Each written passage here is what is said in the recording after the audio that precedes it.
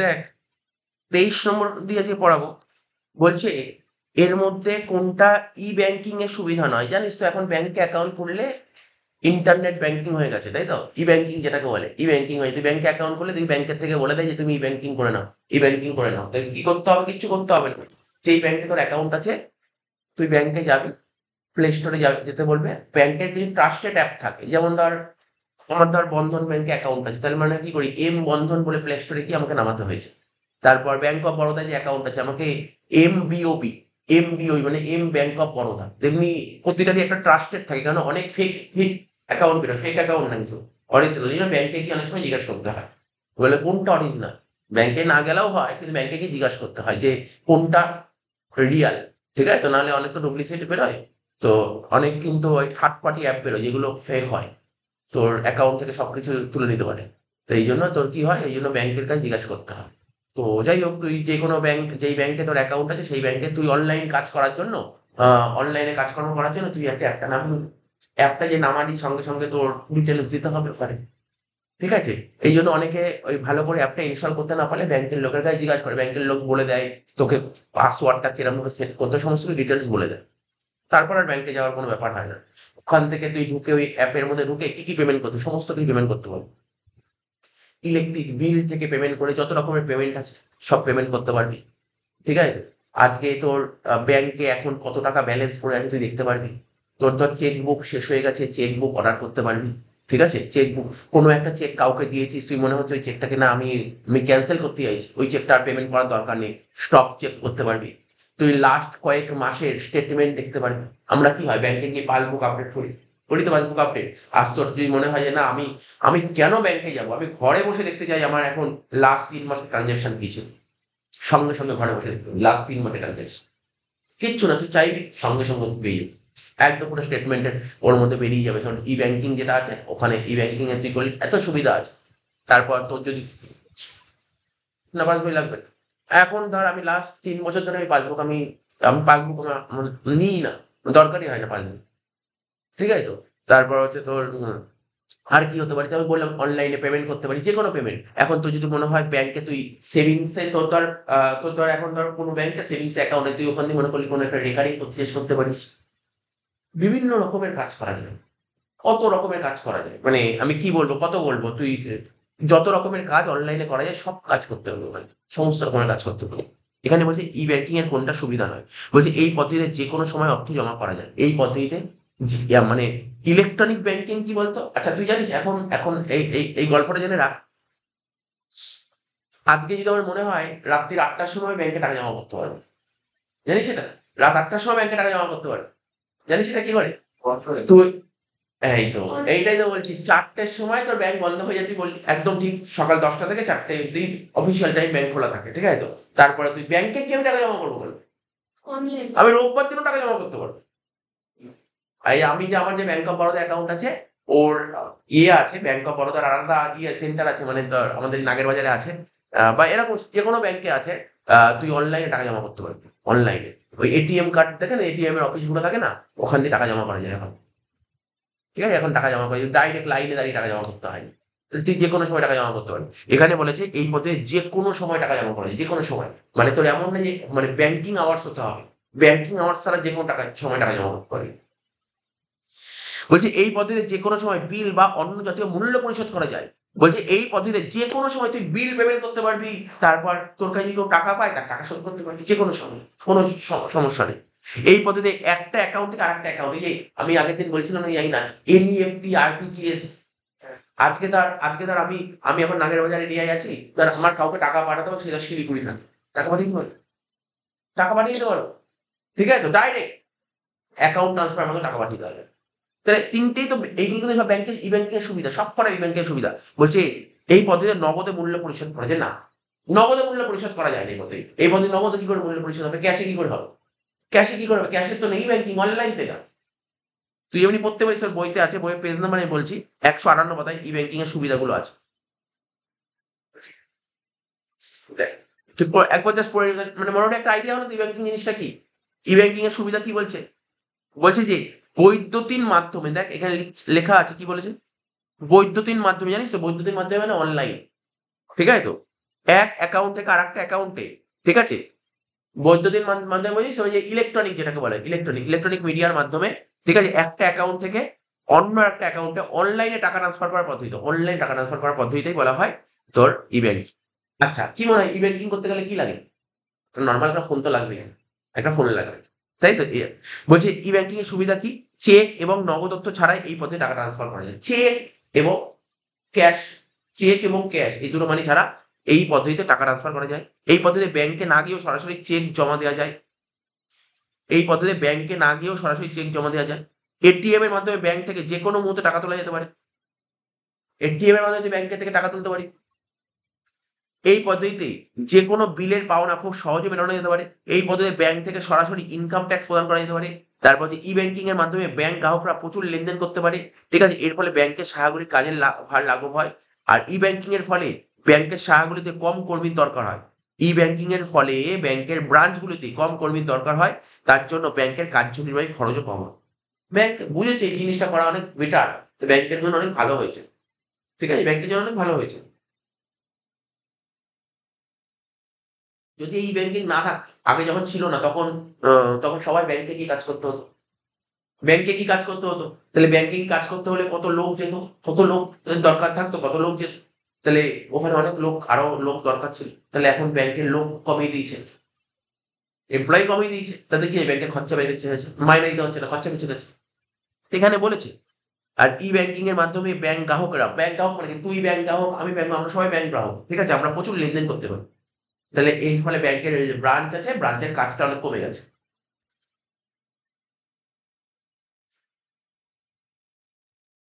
তাহলে বুঝতে পারলি কোশ্চেনটা? বলছে আমাদের দেশে এনইএফটি পদ্ধতি চালু হয় কবে? খুব ভালো কোশ্চেন। এনইএফটি, আমাদের দেশে এনইএফটি চালু হয়েছিল 2005 সালে, ঠিক আছে। আমাদের দেশে এটা পড়তে হবে, মুখস্থ করতে হবে। আমাদের দেশে এনইএফটি চালু হয়েছিল 2005 সালের নভেম্বর মাসে।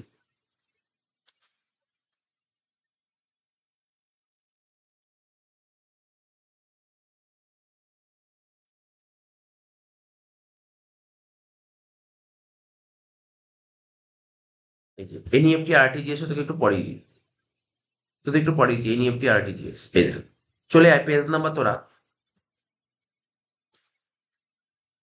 157 পাতা, মানে 156 পাতা, চলে 156 পাতা এনইএফটি।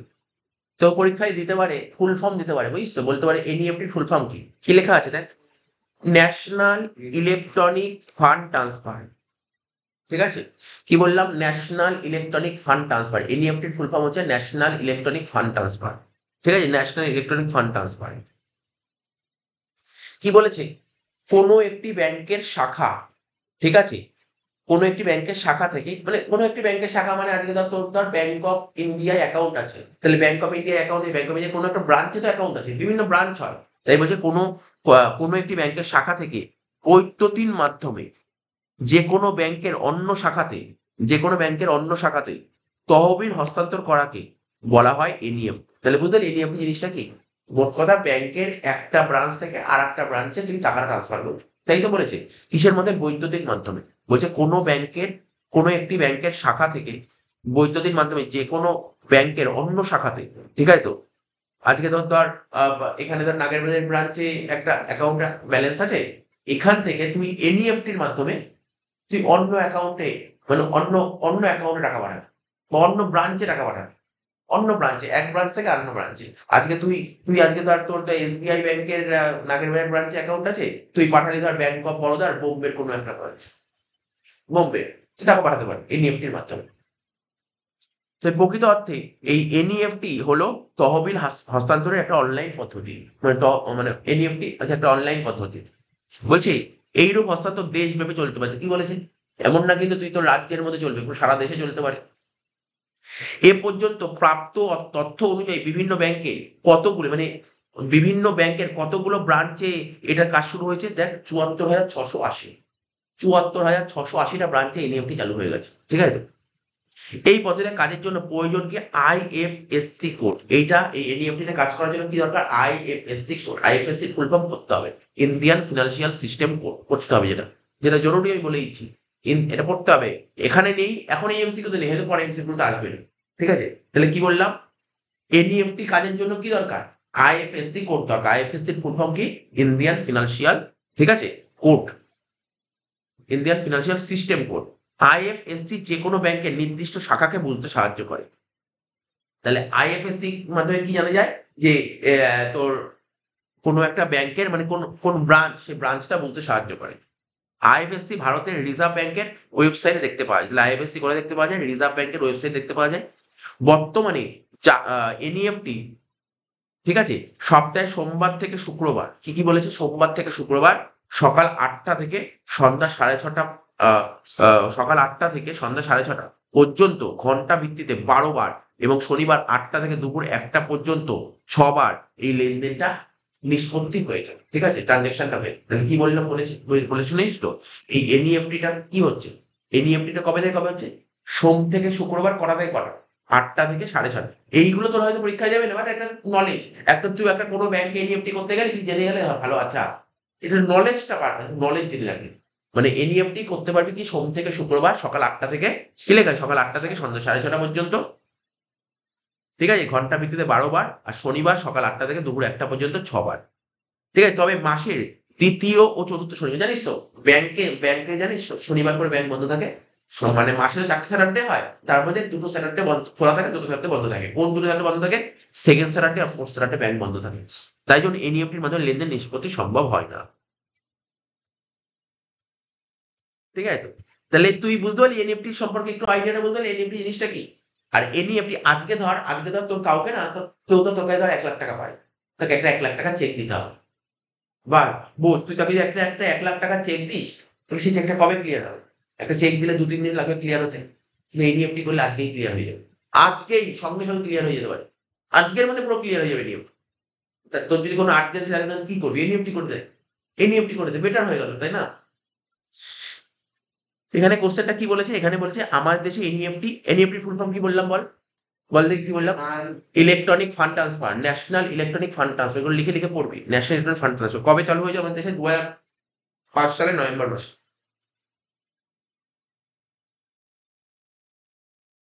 এবার প্রশ্ন হলো আরটিজিএস। আরটিজিএস কবে, আরটিজিএস এর ফুল ফর্ম বলে দিচ্ছি। আরটিজিএস এর ফুল ফর্ম হচ্ছে রিয়াল টাইম গ্রস সেটেলমেন্ট। কি বললাম, রিয়াল টাইম গ্রস সেটেলমেন্ট। ঠিক আছে, কি বললাম, রিয়াল টাইম গ্রস সেটেলমেন্ট। ঠিক আছে, রিয়াল টাইম গ্রস সেটেলমেন্ট। এবং সেইকে একটা ব্যাংকে গেছিলাম আরটিজিএস, ঠিক আছে, ব্যাংকে গেছিলাম আরটিজিএস করতে। আমি যখন মানে করলাম জমাটা, কাগজপত্র জমা দিলাম, জমা দিয়ে আর 8 ঘন্টার মধ্যে হয়ে গেল। এক জায়গায় পেমেন্ট করার ছিল 3 লাখ টাকা, আরটিজিএস করলাম। দেখ, আরটিজিএস আর এনইএফটি ডিফারেন্স আছে। তুই এনইএফটি 2 লাখ টাকা করতে পারবি, 2 লাখ টাকার বেশি হলে তখন আরটিজিএস চলে যেতে হবে। কি বললাম বুঝলি, যদি ট্রানজাকশনের অ্যামাউন্ট যদি অনেক বেড়ে যায় তখন আরটিজিএস করতে হবে। এটা যেন এক্সট্রা চার্জ দিতে হয়। হ্যাঁ, চার্জ দিতে হয়, একদম লিমিটেড চার্জ, একদমই লিমিটেড চার্জ। আবার কোনো কোনো ব্যাংকে তো একদমই চার্জ নেই না, লিমিটেড চার্জ। আমি সেদিনকে আরটিজিএস করলাম 3 লাখ টাকা, কোনো চার্জ নেই, 1 টাকাও চার্জ নেই। ঠিক আছে, তাহলে দেখ আরটিজিএস দেখ তার উপরেই আছে। এই দেখ আরটিজিএস, আরটিজিএস এর ফুল ফর্ম গুলো খুব ইম্পর্টেন্ট। হ্যাঁ, ফুল ফর্ম গুলো খুব ইম্পর্টেন্ট, দিতে পারে কিন্তু full form. RTGS full form কি বললাম, রিয়াল টাইম গ্রস সেটেলমেন্ট। ঠিক আছে, তো কি লিখেছে, দেখ 10 নম্বর পয়েন্টে লেখা আছে, বলছে সঠিক সময়, মানে রিয়াল টাইম গ্রস সেটেলমেন্ট কি, এক ব্যাংক থেকে অন্য ব্যাংকে নির্দিষ্ট সময়ে মোট অর্থের স্থানান্তর। মোট যে টাকাটা আছে এক ব্যাংক থেকে অন্য ব্যাংকে, ওই একই তো। আরে এনইএফটি আর আরটিজিএস একই জিনিস, আলাদা কিছু না, একই কনসেপ্ট, একই। শুধু ওখানের লিমিট একরকম, এর লিমিট একরকম। ঠিক আছে, তো বলছে আরটিজিএস বলতে বোঝায় হস্তান্তরের জন্য কোনো সময়ের অপেক্ষা করতে হয় না, এখানে কোনো টাইম দিতে হয় না। কিন্তু এনইএফটি করলে একটু টাইম লাগে, ওই দিনেই হয়ে যাবে, বাট একটু টাইম লাগবে। কিন্তু এখানে কোনো টাইমের ব্যাপার নেই, খুবই দ্রুত লেনদেনের নিষ্পত্তি ঘটে, খুব তাড়াতাড়ি হয়ে যাবে। মোট নিষ্পত্তি বলতে কি বোঝায় এখানে, মোট নিষ্পত্তি মানে বুঝিস তো, নিষ্পত্তিকে কি বলে, এই নিষ্পত্তি মানে সেটেলমেন্ট। নিষ্পত্তি মানে কি বলে, সেটেলমেন্ট। মোট নিষ্পত্তি মানে গ্রস সেটেলমেন্ট বলতে বোঝায় লেনদেনটির পরিসমাপ্তি ঘটে এক ব্যাংকের সঙ্গে অন্য ব্যাংকের মধ্যে, এবং সেটি অন্য কোনো লেনদেনের সঙ্গে যুক্ত না করে একটি লগ্নিপত্রের জন্য, কখনোই একসঙ্গে সকলের জন্য নয়। রিজার্ভ ব্যাংক অফ ইন্ডিয়া এই পদ্ধতি কন্ট্রোল করে কে, এই পদ্ধতিটা রিজার্ভ ব্যাংক অফ ইন্ডিয়া। এই পদ্ধতি অর্থ হস্তান্তরের সবচেয়ে দ্রুততম পদ্ধতি, মানে টাকা ট্রান্সফার করার সবচেয়ে যদি কোনো বেস্ট প্রসেস হয়, মানে টাকা ট্রান্সফার করার সবচেয়ে দ্রুত পদ্ধতি, মানে ফাস্টেস্ট ওয়ে, তাকে বলা হয় আরটিজিএস। ঠিক আছে, তো বলছে এই পদ্ধতিতে অন্য পরিষেবা ব্যয় বিভিন্ন ব্যাংকের, এই কি লিখেছে, কি লিখেছে, এই পদ্ধতিতে মানে আরটিজিএস পদ্ধতিতে যে পরিষেবা ব্যয়, যে সার্ভিস চার্জ, চার্জ বললি না, ব্যাংক চার্জ কাটবে, এক একটা ব্যাংক এক এক রকম কাটে, বিভিন্ন ব্যাংকের বিভিন্ন রকম হয়। কিন্তু চার্জ খুব একটা অ্যামাউন্ট হয় না, খুব বড় সড়ো অ্যামাউন্ট হয় না চার্জ, লিমিটেড অ্যামাউন্টের মধ্যে থাকে। চলো 25 টাকা, 30 টাকা, 50 টাকা এরকম থাকে, 100 টাকার মধ্যে হয়তো থাকে খুব জোরে, সব এখানে লেখা আছে। ঠিক আছে, তবে সর্বোচ্চ পরিষেবা ব্যয় রিজার্ভ ব্যাংক নিয়ন্ত্রণ করে। দেখ, রিজার্ভ ব্যাংক বলছে তুমি ম্যাক্সিমাম কত টাকা চার্জ দিতে পারবে গ্রাহকের থেকে, রিজার্ভ ব্যাংক সেটা কন্ট্রোল করে দেবে, মানে ওর বেশি তুই নিতে পারবি না। আরটিজিএস লেনদেন সংগঠিত হয় কোর ব্যাংকিং এর মাধ্যমে। কিসের মাধ্যমে? কোর ব্যাংকের মাধ্যমে সংগঠিত হয়। কোর ব্যাংকগুলিতে অবশ্যই ভারতীয় আর্থিক ব্যবস্থার কোড মানে আইএফএসসি উল্লেখ থাকে। তাহলে কোর ব্যাংকগুলিতে কি থাকবে? আইএফএসসি কোড, আগেই বলেছে IFSC code Indian financial system code উল্লেখ থাকে। এবার বলছে সাধারণত এই আইএফএসসি কোড তোরা নিশ্চয়ই সবাই তো একটা ব্যাংকে অ্যাকাউন্ট আছে, সেই ব্যাংকের যে পাসবুক দিয়েছে না, পাসবুকে দেখবি ওপরে দেখবি আইএফএসসি কোড লেখা থাকে। ঠিক আছে, আইএফএসসি কোড লেখা দেখবি দেখবি গিয়ে আইএফএসসি কোড লেখা থাকে। আর আইএফএসসি কোড থেকে না বোঝা যায় তোর ব্যাংকের ব্রাঞ্চটা। ঠিক আছে, তো আইএফএসসি কোড লেখা থাকে, আইএফএসসি ডিজিট করা থাকে, 11টা ডিজিট থাকে। তুই দেখবি বাড়িতে গিয়ে আজকে দেখবি পাসবুক খুলবি, দেখবি আইএফএসসি কোড 11 ডিজিটের আছে, 11 ডিজিটের আছে। ঠিক আছে, প্রথম 4টি অক্ষর কি? ব্যাংকের পরিচিতি। প্রথম 4টি অক্ষর দেখে তুই বোঝাবি ব্যাংকের পরিচিতি। তোর যদি এসবিআই থাকে তাহলে এসবিআই এরকম এমন কিছু লেখা থাকে যাতে এসবিআই ব্যাংক বোঝা যায়। তোর যদি বন্ধন ব্যাংক থাকে তাহলে বন্ধন ব্যাংক সংক্রান্ত কিছু লেখা থাকবে। ব্যাংক অফ বড় থাকলে ব্যাংক অফ বড় সংক্রান্ত লেখা থাকবে। তার মানে কি? প্রথম 4টে ডিজিট কি থাকবে? তোর ব্যাংকের পরিচিতি। এবং পরে 7টি সংখ্যা একক শাখার উল্লেখ থাকে, শাখা ব্রাঞ্চের উল্লেখ থাকে, ব্রাঞ্চ কোন ব্রাঞ্চ। ঠিক আছে, চেক বইতে এই কোডের উল্লেখ থাকে। দেখ কোথায় আছে বলছে চেক বইতে এই কোডের উল্লেখ থাকে। বাট তুই, আমি বললাম তুই তোর পাসবুক, ব্যাংকের পাসবুকও তুই পেয়ে যাবি, ব্যাংকের পাসবুকও তুই পেয়ে যাবি। এই পদ্ধতিতে ন্যূনতম লেনদেনের পরিমাণ কত? কি লিখলাম? কি আমি কিছুক্ষণ আগে বললাম। এখানে কি বলেছে? এখানে কি বলছে? আরটিজিএস, আরটিজিএস এ ন্যূনতম 2 লাখ। ভালো করে বোঝ ব্যাপারটা। কিন্তু এনইএফটি কত বলেছিলাম? ম্যাক্সিমাম 2 লাখ। শুনছিস তো? এই ব্যাপারটা ঘাবড়ে যাবি না, কিন্তু এনইএফটি তে কি হয়? ম্যাক্সিমাম 2 লাখ টাকা। 2 লাখ টাকার বেশি করতে চাইলে, আর 2 লাখের বেশি করতে হলে আরটিজিএস। তাহলে এখানে কত বলেছে? তাহলে লাইনের মানে নিশ্চয়ই বুঝতে অসুবিধা নেই। মিনিমাম 2 লাখ টাকা করতেই হবে, তাহলে 2 লাখের বেশি হলে তো আরটিজিএস করতে হবে। ঠিক আছে, সারাদিন ধরে এইভাবে লেনদেনের পর লেনদেন সেটেলমেন্ট হতে থাকে। সাধারণত এই লেনদেনগুলি প্রতিদিন সকাল 9টা থেকে বিকাল 4টে পর্যন্ত এবং শনিবার সকাল 9টা থেকে 1:30টা পর্যন্ত। তবে এই সময়সীমা বিভিন্ন ব্যাংকের বিভিন্ন শাখায় পরিবর্তনযোগ্য।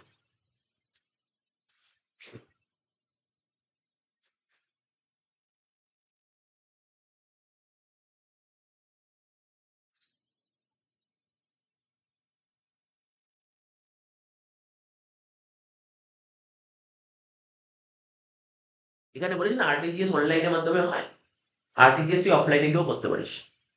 অফলাইনে বুঝতে পারলি? অফলাইনে গিয়ে তুই ব্যাংকে গিয়ে করতে পারিস।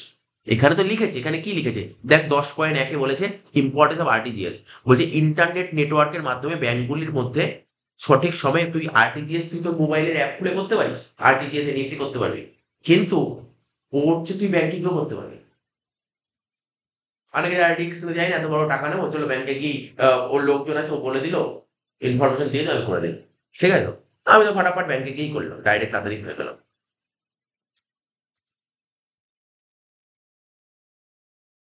এবার দেখ দুটোর মধ্যে ডিফারেন্স করে নে, তারপর ওখানে পড়বো। আরটিজিএস আর এনইএফটি। আরটিজিএস আর এনইএফটি বলছে এক ব্যাংক থেকে অন্য ব্যাংকে নির্দিষ্ট সময়ে মোট অর্থের টাকা মানে টাকাটা ট্রান্সফার করাকে। এক ব্যাংক থেকে অন্য ব্যাংকে তুই যখন টাকা ট্রান্সফার করবি না, একটা ব্যাংক থেকে যখন অন্য একটা ব্যাংকে টাকা ট্রান্সফার করবি নির্দিষ্ট সময়ে, তখন তাকে বলা হয় আরটিজিএস। আর এনইএফটি কি? কোনো একটি ব্যাংকের শাখা থেকে, একটা ব্রাঞ্চ থেকে অনলাইনের মাধ্যমে মানে বৈদ্যুতিন মাধ্যমে ব্যাংকের অন্য শাখাতে, এক ব্রাঞ্চ থেকে অন্য ব্রাঞ্চে টাকা ট্রান্সফার করাকে বলা হয় এনইএফটি। আর লেনদেন সেটেলমেন্টটা কি হয়? ট্রানজাকশন সেটেলমেন্ট আরটিজিএস পদ্ধতিতে হস্তান্তরের জন্য কোনো সময়ের কোনো টাইমই লাগে না, খুব তাড়াতাড়ি হয়। আর এখানে নির্দিষ্ট সময় পর পর এক একটি ব্যাংকের লেনদেন নিষ্পত্তি হয়, নির্দিষ্ট সময় পর পর হয় সেটেলমেন্ট। আর তো এক ব্যাংক থেকে অন্য ব্যাংকে হচ্ছে। কোনটা? এই আরটিজিএস আর এনইএফটি দুটোই তো এক ব্যাংক থেকে হচ্ছে। হ্যাঁ, তো একই ব্যাপারটা একই, মানে ওটাও টাকা ট্রান্সফার করবে, এটাও টাকা ট্রান্সফার করবে। কিন্তু আরটিজিএস কি হচ্ছে? আরটিজিএস হচ্ছে একটা ব্যাংক থেকে আরেকটা ব্যাংকে ট্রান্সফার করবে নির্দিষ্ট সময়, একটা টাইম, সঙ্গে সঙ্গে হয়ে যাবে নির্দিষ্ট সময়। ঠিক আছে, আর এনইএফটি কি করবে? কোনো একটা ব্যাংকের একটা শাখা থেকে, দেখ এনইএফটির মাধ্যমে ওটা হবে, কিন্তু একটা ব্রাঞ্চ থেকে অনলাইনের মাধ্যমে ব্যাংকের অন্য শাখাতে, এক ব্রাঞ্চ থেকে আরেকটা ব্রাঞ্চ। এখানে কি বললাম? এনইএফটি তে মানে ট্রানজাকশনের পরিমাণ কি? আরটিজিএস এ মিনিমাম কত হবে? ট্রানজাকশন করতে হবে 2 লাখ টাকা। আর এনইএফটি পদ্ধতিতে লেনদেনের কোনো ন্যূনতম মূল্য, হ্যাঁ এখানে এখানে ঠিক এনইএফটি তে ম্যাক্সিমাম 2 লাখ টাকা করা যায়, ঠিক আছে? এখানে ওইভাবে লিখে নিও না, ওইখানে লিখে এনইএফটি পদ্ধতিতে লেনদেনের কোনো ন্যূনতম মূল্য নেই। মানে কি বলতে জানি, ন্যূনতম মূল্য নেই মানে তুই 10 টাকা পাঠাতে পারিস, ন্যূনতম মূল্য নেই। আরে ন্যূনতম মূল্য নেই, ভালো করে শোন। মানে এখানে যেমন কি আরটিজিএস এর মিনিমাম ভ্যালু কত করতে হবে, 2 লাখ টাকা করতে হবে, কিন্তু এনইএফটি এরকম কোনো ব্যাপার নেই। এনইএফটি তো কাউকে 5,000 10,000 পাঠাতে হবে, তুই পাঠিয়ে দিতে পারিস। মানে এরকম কোনো ন্যূনতম মূল্য নেই, মানে তুই যা খুশি পাঠাও, কিন্তু ম্যাক্স 2 লাখের বেশি হবে না, 2 লাখের মধ্যে থাকে। তুই তোর মতন মাথায় রাখ, আরটিজিএস এ 2 লাখের বেশি হতে হবে, আর এনইএফটি 2 লাখের মধ্যে হবে, ব্যাস। 2 লাখের মধ্যে মানে কি 0 থেকে 2 লাখের মধ্যে।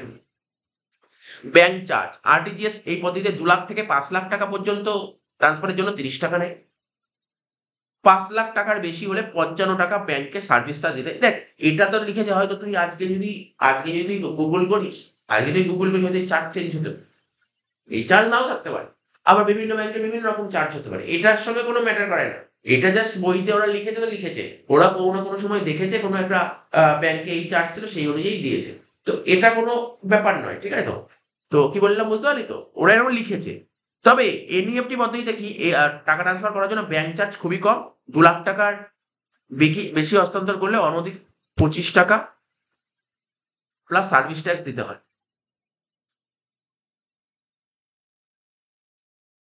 2 লাখ টাকার বেশি হলে দেওয়া এটা লিখেছে এটা লিখেছে, আমি জানি না কেন লিখেছে। কেননা ব্যাংকে গিয়ে তুই যখনই 2 লাখ টাকার বেশি ট্রান্সফার করতে চাইবি না, 2 লাখ টাকার বেশি ট্রান্সফার এনইএফটি করতে চাইবি না, তো ওরা করতে দেয় না। ওরা বলে কি আরটিজিএস তুমি করো, 2 লাখ টাকার বেশি হলে আরটিজিএস করো। অ্যাকচুয়ালি যেটা নিয়ম, 2 লাখ টাকা অবধি এনইএফটি করা যায়, 2 লাখ টাকার উপর হয়ে গেলে আরটিজিএস। ব্যাংক অ্যাকাউন্ট আরটিজিএস পদ্ধতিতে মানে ফান্ড ট্রান্সফার করার জন্য ব্যাংক অ্যাকাউন্ট থাকা বাধ্যতামূলক, ঠিক আছে? আরটিজিএস পদ্ধতিতে টাকা ট্রান্সফার করার জন্য কি থাকা বাধ্যতামূলক? ব্যাংক অ্যাকাউন্ট থাকা বাধ্যতামূলক। কিন্তু এনইএফটি পদ্ধতিতে টাকা ট্রান্সফার করার জন্য ব্যাংক অ্যাকাউন্ট থাকা বাধ্যতামূলক নয়, ব্যাংকে অ্যাকাউন্ট থাকা বাধ্যতামূলক নয় এনইএফটির জন্য, ঠিক আছে? এনইএফটি করার জন্য ব্যাংক অ্যাকাউন্ট থাকা বাধ্যতামূলক।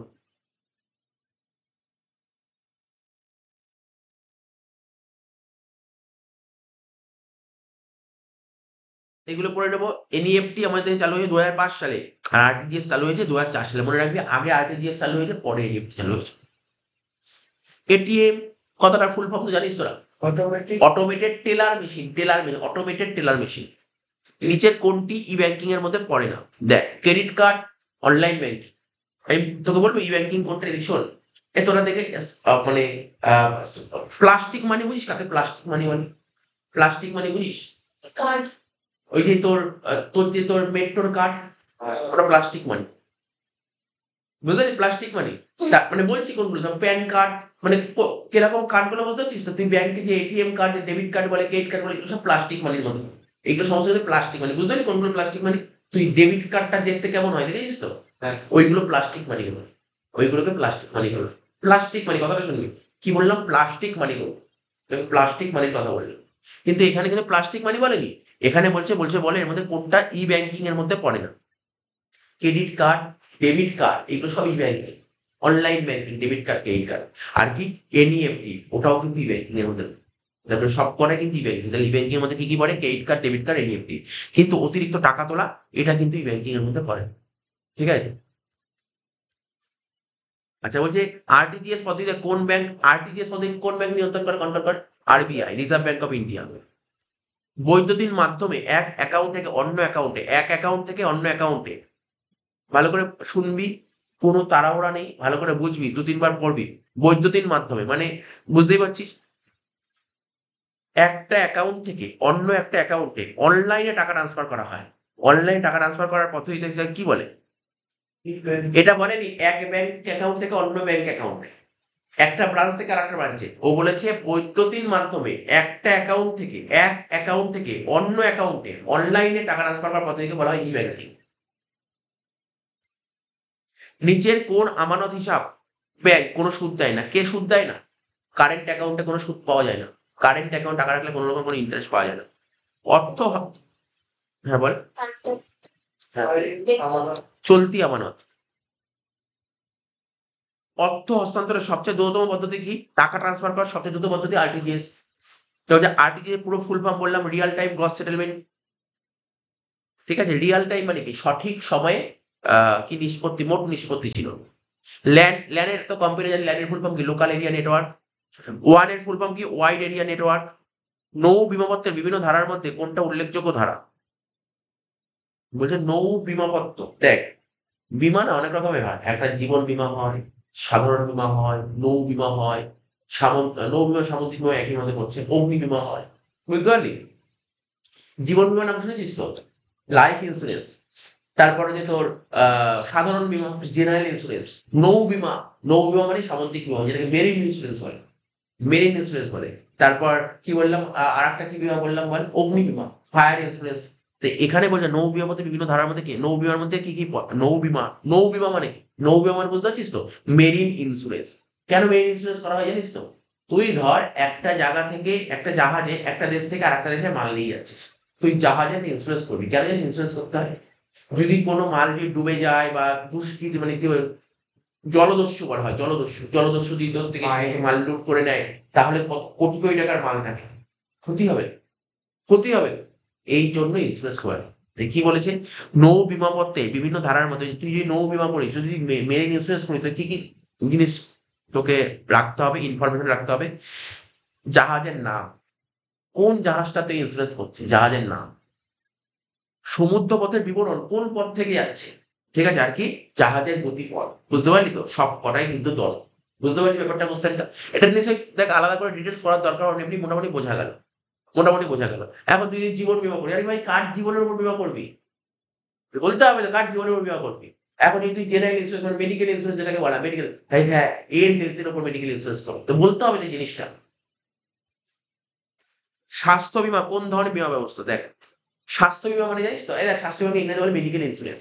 তো মেডিকেল ইন্স্যুরেন্স, আচ্ছা আমি তোকে বলছি, এখানে অপশন বলে তোরা বুঝতে পারবে মেডিকেল ইন্স্যুরেন্স কোন ইন্স্যুরেন্সের মধ্যে হতে পারে। প্রথমে বলেছে সামাজিক বীমা, ঠিক আছে তো। তারপর বলছে জীবন বীমা। আচ্ছা কি মনে হয় মেডিকেল ইন্স্যুরেন্স কি জীবন বীমার মধ্যে পড়ে? মেডিকেল ইন্স্যুরেন্স কি জীবন বীমার মধ্যে পড়ে? মেডিকেল ইন্স্যুরেন্স, জীবন বীমা মানে কি, জীবনের উপর বীমা করা। আর মেডিকেল হ্যাঁ, জীবন বীমা হচ্ছে তো লাইফের উপর যে ইন্স্যুরেন্স করা হয় তাকে বলা হয় জীবন বীমা। কিন্তু মেডিকেল ইন্স্যুরেন্স কোনটা, হেলথ ইন্স্যুরেন্স কোনটা? হেলথ ইন্স্যুরেন্স মানে কি, তোর হেলথের উপর বীমা করা হবে।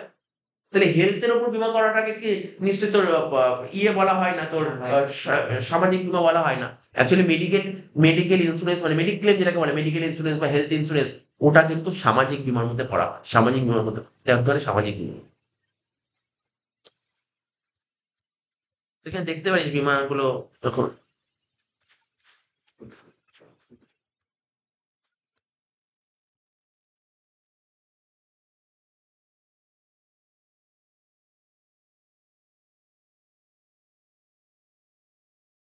এই যে 163 ব্যথা ফল, 163 ব্যথা ফল, তুই অনেকটা ব্যাপারটা ক্লিয়ার হয়ে যাবে, দেখ অনেক ব্যাপার ক্লিয়ার হয়ে যাবে। দেখ 163 পেজ খোল, একটা ক্লাসিফিকেশন দিয়েছে ওরা বিমার, ওরা বিমার একটা ক্লাসিফিকেশন দিয়েছে, ঠিক আছে।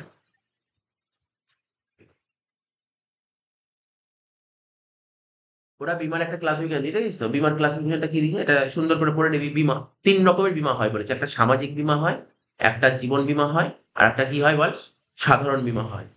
ঠিক আছে, সামাজিক বিমাকে দুভাগে কটা কটা দিয়ে 5 রকমের সামাজিক বিমা দিয়েছে। একটা স্বাস্থ্য বিমা দিয়েছে, ঠিক আছে, একটা কর্মচারী রাজ্য বিমা দিয়েছে, একটা চিকিৎসা বিমা দিয়েছে, ঠিক আছে তো, আর একটা দিয়েছে শ্রমিক কর্মচারী ক্ষতিপূরণ বিমা, ঠিক আছে। সাধারণ বিমা 2 রকমের বলেছে, 3 রকমের বলেছে, একটা অগ্নি বিমা, একটা অন্যান্য বিমা, আর একটা নৌ বিমা, ঠিক আছে। তাহলে তুই আলাদা করে পড়তে পারলি, তাহলে তুই বুঝতে পারলি এখানে স্বাস্থ্য বিমা কিসের মধ্যে পড়ছে, সামাজিক বিমা। স্বাস্থ্য বিমাকে এক ধরনের সামাজিক বিমা। এবার বলছে অগ্নিকাণ্ড, বজ্রপাত, বুঝতে পারছিস তো। তারপর হচ্ছে তোর বিস্ফোরণ, এই ধরনের বিপদের ঝুঁকির ক্ষেত্রে যে বীমাপত্র গ্রহণ করা হয় তাকে কি বিমা বলে? অগ্নি বিমা। অগ্নি বিমা মানে অ্যাকচুয়ালি দেখ, তুই বলবি স্যার অগ্নিকাণ্ডের জন্য নেই অগ্নি বিমা, কিন্তু বজ্রপাত বিস্ফোরণ এইগুলো সবকিছু যেন অগ্নি বিমার মধ্যেই পড়ছে। এইগুলো নিশ্চয়ই নৌ বিমার মধ্যে পড়ে না, বুঝতে পারছিস। এইগুলো জীবন বিমা স্বাস্থ্য বিমার মধ্যে পড়বে না, এগুলো অগ্নি বিমার মধ্যেই পড়বে। তারপরে জাহাজ সংক্রান্ত বীমা, পণ্য দ্রব্য সংক্রান্ত বীমা, মাসুল সংক্রান্ত বীমা। আচ্ছা মাসুলকে ইংরেজিতে কি বলে জানিস? প্রিমিয়াম। মাসুলকে ইংরেজিতে বলে কি, প্রিমিয়াম, ঠিক আছে।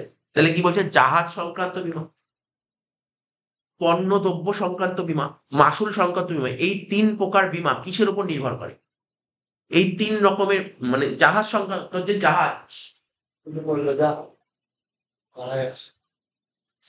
ঠিক আছে, তো যে জাহাজ, ঠিক আছে? জাহাজ আছে, জাহাজের উপর যে ইন্স্যুরেন্স করা হয়। তারপর যে গুডস এর উপর যে ইন্স্যুরেন্স করা হয়, মানে জাহাজে যে সমস্ত দ্রব্য যায়, তার উপর যে ইন্স্যুরেন্স করা হয়। তারপর মাসুল মানে প্রিমিয়াম সংক্রান্ত, ঠিক আছে? এইগুলো সংক্রান্ত যে বীমা, এই ৩ প্রকার বীমা কিসের উপর নির্ভর করে? নৌ বীমার উপর নির্ভর করে। কারণ দেখ এখানে কি বীমা আছে? একটা জীবন বীমা আছে, অপশন। এইগুলো নিশ্চয়ই জীবন বীমার উপর তো কোনো ডিপেন্ড করে। জীবন বীমা মানে তো জীবনের উপর যে বীমা। জীবন বীমা বুঝিস তো? এলআইসি বুঝিস তো? এলআইসি, এলআইসি কি? এলআইসি আজকে ধর আমি এলআইসি করেছি, আমার লাইফের উপর এলআইসি করেছি। এইটা ম্যাচিওর হয়ে গেলে টাকা পাবো। আর যারা এলআইসি করে, যারা এলআইসি কারোর লাইফের উপর করা হয়, সে যদি মারা যায়, তাহলে তার ফ্যামিলি অনেক টাকা পেয়ে যাবে। বুঝতে পারলে কি বলে? অনেকে পলিসি নেয়। এলআইসির ব্যাপারটা কি হয়? এলআইসি অনেকে পলিসি নেয় যে না, আমি ২০ বছরের টার্ম নিলাম, ২০ বছরের পলিসি নিলাম। ও ধর একটা প্রিমিয়াম দিল, যে নিল না একটা প্রিমিয়াম দিল, ও ধর মারা গেল। একটা প্রিমিয়াম দেওয়ার পর সাপোজ মারা গেল, ফ্যামিলি টাকা পেয়ে যাবে। যত টাকার পলিসি চাই পুরো টাকা পেয়ে যাবে। তাহলে কি এই জন্য জীবন বীমাকে কি বলা হয় জানিস তো? নিশ্চয়তার বীমা। নিশ্চয়তা বুঝিস? মানে মানে একটা কি অ্যাসুরেন্স পাবে যে কিছু পাবে ওর ফ্যামিলি। ওর ফ্যামিলি কিছু পাবে টাকা। নিশ্চয়তার বীমা। অ্যাকচুয়ালি বলা হয় জীবন বীমায় না এলআইসিতে খুব একটা ভালো জিনিস নয়। কেন ভালো জিনিস নয়? তুমি যদি মরে যাও তাহলে তুমি অনেক পাবে। তুমি যদি জীবিত অবস্থায় থাকো তাহলে ম্যাচিওর হলে টাকা পাবে। এবং ম্যাচিওর হলে যে টাকা পাওয়া যায় খুব একটা বেশি টাকা পাওয়া যায় না। কেননা ওই টাকাটা অন্য জায়গায় খাটালে অনেক বেশি টাকা পাওয়া যায়। কারণ হিসাব করে দেখা গেছে এলআইসিতে কি 6% ইন্টারেস্ট, খুবই কম। ঠিক আছে তো? কিন্তু যদি কেউ যদি মারা যায় তাহলে অনেক পাওয়া যাবে, অনেক পাওয়া যাবে। হ্যাঁ? কেউ মারা গেলে বেশি পাওয়া যাবে। বেশি পাওয়া যাবে না, মানে ধর আজকে ধর কেউ ধর একটা প্রিমিয়াম দিল, একটা ধর এলআইসি করলো, ধর একটা প্রিমিয়াম দিল। একটা প্রিমিয়াম দেওয়ার পর তো সে মারা গেল। তো তার দিল না। কিন্তু যে পলিসি ধর ছিল, ধর সাপোজ ধর ১০ লাখ ২০ লাখ টাকার পলিসি ছিল, ২০ লাখ টাকা পেয়ে যাবে। একটা প্রিমিয়াম দিয়ে। তো কিন্তু কেউ যদি জীবিত অবস্থায় থাকে কিন্তু খুব বেশি লাভ হয় না। কিন্তু অনেকে করে কেন? লাইফটা যদি ফ্যামিলি তো বেঁচে যাবে যদি কিছু হয়। এজন্য অনেকে করে রাখে এলআইসিতে। ঠিক আছে তো? তো যাই হোক, আমি কি বললাম? জীবন বীমার কথা বলতে পারলি? জীবন বীমা। আর এইজন্য কথা বলা হয়, আমাদের ইকোনমিক্স এ খুব আসে এটা। জীবন বীমা কি ধরনের বীমা? জীবন বীমা হচ্ছে নিশ্চয়তার বীমা।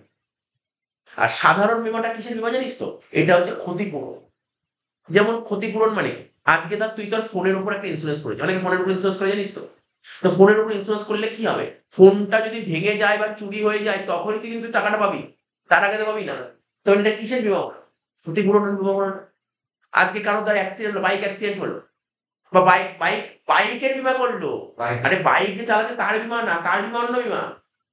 বাইক যে চালাচ্ছে, বাইক বা অনেকে বাইকের ইন্সুরেন্স করে, কেউ কারের ইন্সুরেন্স করে। তো বাইকের ইন্সুরেন্স কেন করলো?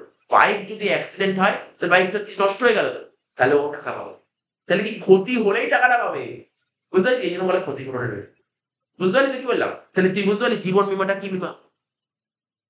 তাহলে জীবন বীমাটা কি বীমা বুঝতে পারলি? জীবন বীমা জিনিসটা কি? তারপর স্বাস্থ্য বীমাটা কি? তুই কারোর হেলথের উপর ইন্সুরেন্স করলি। আজকে ধর কারোর হেলথের উপর ইন্সুরেন্স করা হলো। সাপোজ আমি ধর ২০১৫ সাল থেকে আমি মেডিক্লেম করছি। হেলথ ইন্সুরেন্স করেই আসছি। ঠিক আছে তো? তাহলে প্রতি বছর টাকা দিচ্ছি। যদি ক্ষতি হয়, যদি কোনো আমার শরীর খারাপ হয় তখনই আমি নার্সিং হোমে অ্যাডমিট হব। তারপর তো আমি ক্লেমটা পাবো। তার আগে তো পাবো না। তাহলে ক্ষতি হলেই তো, মানে আমার যদি কোনো শরীর খারাপ হয় তখনই আমি ট্রিটমেন্টটা পাবো। তারপরে তুই বুঝতে পারলি? এটা নিশ্চয়ই জীবন বীমাও হলো না, এটা স্বাস্থ্য বীমাও হলো না। স্যার অগ্নি বীমা মানে কি? আরে যদি আগুন লাগে, ফায়ার ইন্সুরেন্স। কেউ বিজনেস করে, যারা বিজনেসম্যান হয় না, তারা বিজনেস করে তারা ফায়ার ইন্সুরেন্স করে রাখে। ফায়ার ইন্সুরেন্স করে রাখে। গোডাউনে আগুন লাগলো, ফায়ার ইন্সুরেন্স। যদি গোডাউনে আগুন লাগে, গোডাউন তো নষ্ট হয়ে গেল, বিজনেস পুরো নষ্ট হয়ে যাবে। যেটা ফায়ার ইন্সুরেন্স করে রাখে। জেনারেলি খুব একটা হয় না এগুলো। প্রাকৃতিক দুর্যোগ তো এগুলো হয় না। আচ্ছা দেখ শোন, এখানে কি বলছে? এটা তাহলে কি হবে? এটা নৌ বীমা। এটা কি হবে? নৌ বীমা। ঠিক আছে? জাহাজ সংক্রান্ত বীমা। তাহলে বুঝতে পারলি ব্যাপারটা? কনসেপ্ট দেখ, তুই কি ডিটেলস না পড়েও এইভাবে পড়েও কিন্তু তুই বুঝতে পারলি ব্যাপারটা। আর রাজ্য কর্মচারীদের জন্য বাধ্যতামূলক সামাজিক বীমা যে ব্যবস্থাটি হলো সেটা কি ধরনের বীমা? স্বাস্থ্য বীমা। তুই অপশন পড়েই বুঝতে পারবি। দেখ কোশ্চেনটা ভালো করে পড়ে তুই অপশন পড়িস, ক্লিয়ার হয়ে যাবে। বলছে রাজ্য কর্মচারী মানে স্টেট এমপ্লয়ি যারা আছে না, ওদের জন্য একটা সামাজিক বীমা করা হয়। সেটা কি ধরনের বীমা? সেটা হচ্ছে স্বাস্থ্য বীমার মধ্যে। লয়েডস এর বীমাপত্র গ্রহণের পদ্ধতিটি যে বীমার ক্ষেত্রে প্রযোজ্য। হ্যাঁ, এই যে নৌ বীমা নিয়ে না, এই যে মেরিন ইন্স্যুরেন্স নিয়ে না, একজনের একটা মানে মেরিন ইন্স্যুরেন্সের ক্যালকুলেশনটা কি করে করা হবে, এই ক্যালকুলেশন নিয়ে লয়েড একটা কথা বলেছে। লয়েড। তো এই জন্য তুই দেখতে পাইস এখানে নৌ বীমাপত্রটা খোল। নৌ বীমাপত্র দেখ।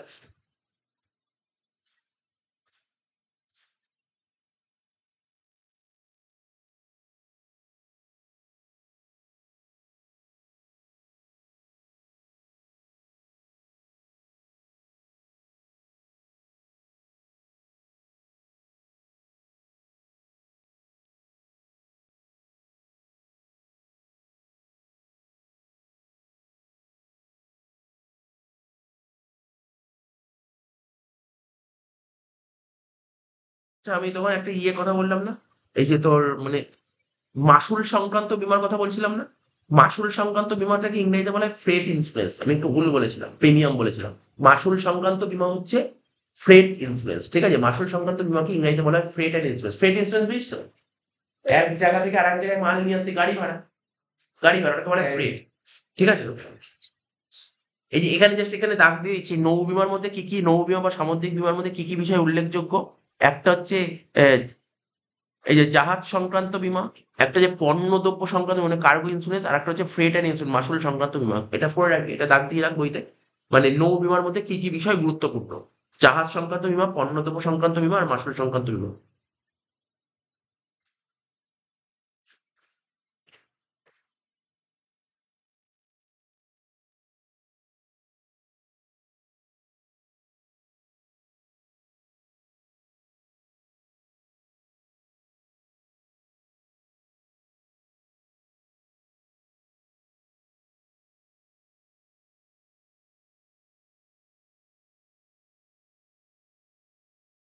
এই যে এই দেখ 22.7 চলে আয়। নৌ বিমাপত্র গ্রহণের মানে procedure in taking marine insurance policy. এই যে মেরিন ইন্স্যুরেন্স পলিসি আছে, এই মেরিন ইন্স্যুরেন্স পলিসি গ্রহণ করা, যে দুভাবে গ্রহণ করা যায় মেরিন ইন্স্যুরেন্স পলিসি। একটা কি, একটা হচ্ছে কোম্পানি বিমাপত্র, ঠিক আছে, আর একটা হচ্ছে লয়েডস এর বিমাপত্র। কি কি বলে দিলাম? তো নৌ বিমাপত্র মানে মেরিন ইন্স্যুরেন্স পলিসি যে টেক করা হয়, এই টেক টেক করা যে প্রসিডিওর দু রকমের হয়, একটা কি, একটা হচ্ছে তোর লয়েড, আর একটা কি বলেছে, কোম্পানি বিমাপত্র, ঠিক আছে? তো তাহলে এখানে এই কোশ্চেনটাই বলেছিল, এখানে বলেছিল লয়েডস এর বিমাপত্র গ্রহণের পদ্ধতি যে বিমার ক্ষেত্রে প্রয়োজন। কোন বিমার ক্ষেত্রে এটা প্রযোজ্য? নৌ বিমার ক্ষেত্রে। লয়েডস কিন্তু নৌ বিমার ক্ষেত্রে প্রযোজ্য, লয়েডস, ঠিক আছে? পরিবারের সুরক্ষার ক্ষেত্রে কোন বিমার গুরুত্ব?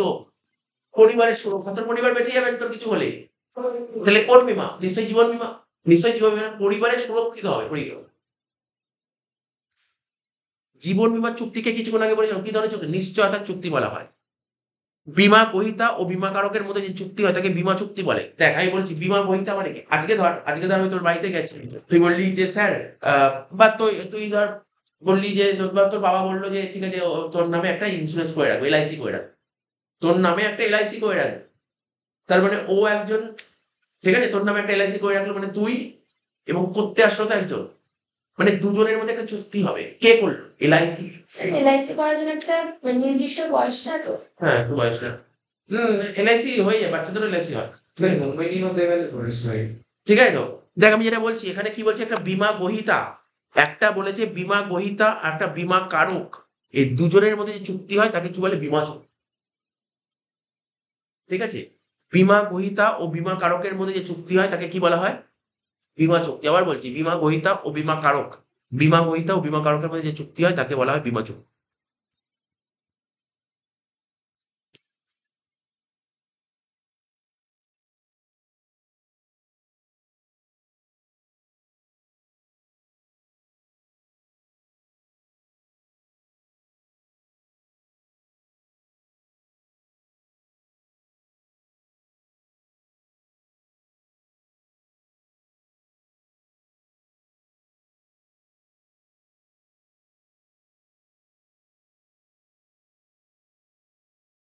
এই যে এখানে লিখেছে বীমা গ্রহীতা আর বীমা কারক। এই যে বীমাকারী কি?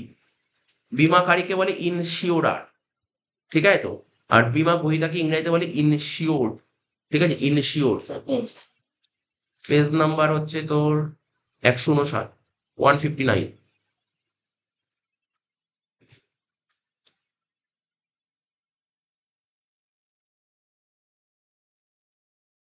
সেটা পয়েন্ট গুলো বলছি। একটা ইনসিওরার, একটা ইনসিওর্ড, একটা ইন্স্যুরেন্স প্রিমিয়াম, আর একটা হচ্ছে ইন্স্যুরেন্স পলিসি। চারটে টার্ম একটু ভালো, খুব ইম্পর্টেন্ট, পড়বো।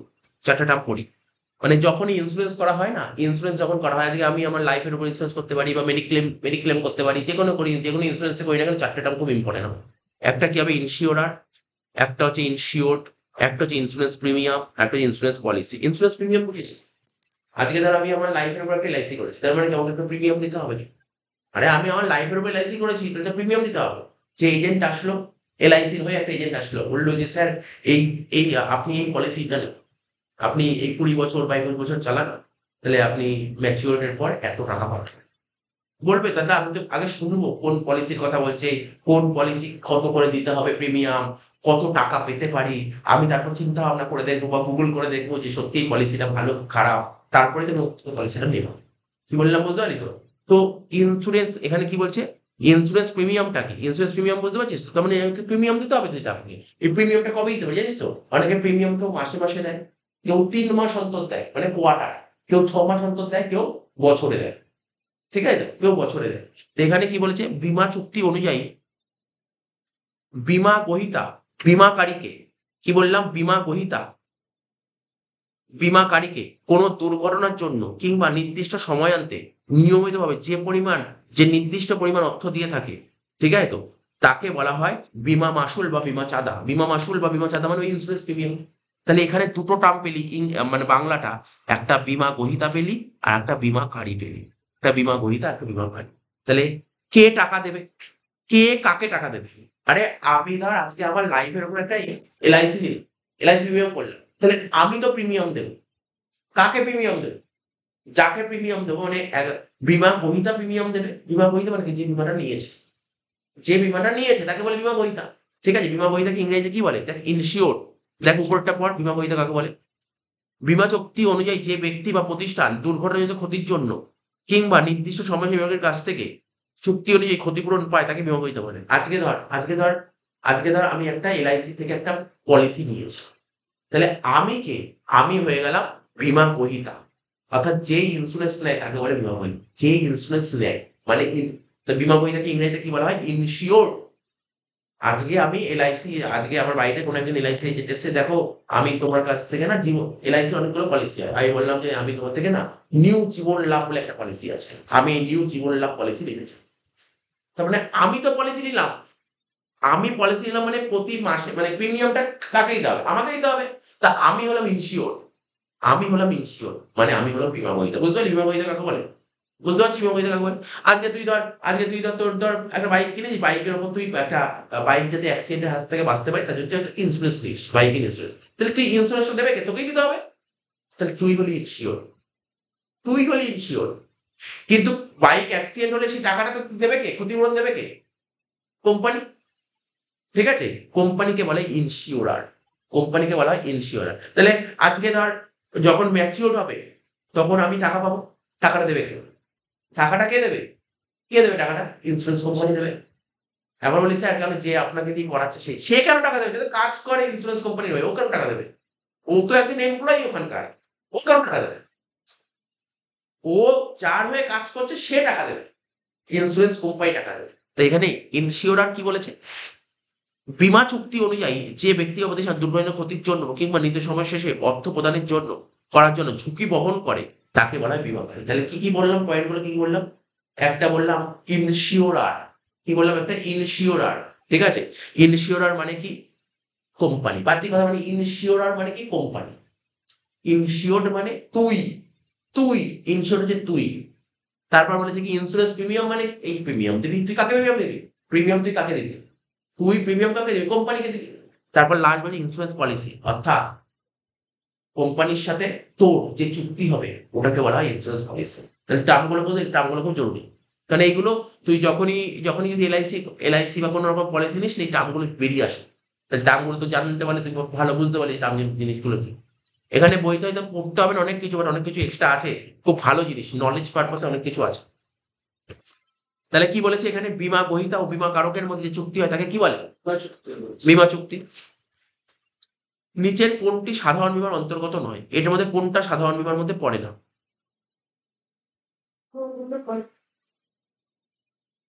এর মধ্যে কোনটা সাধারণ বীমা বলছে, এর মধ্যে কোনটা সাধারণ বীমার অন্তর্গত নয়?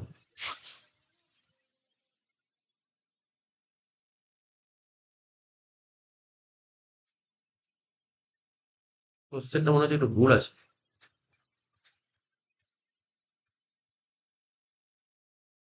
কত নম্বর পেজ বলেছিলাম ওটা?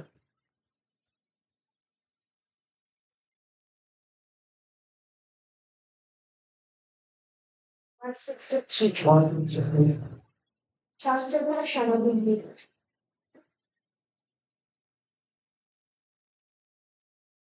কি বলেছে কোশ্চেনে, বলছে এর মধ্যে কোনটা সাধারণ বীমার অন্তর্গত নয়? তাই তো?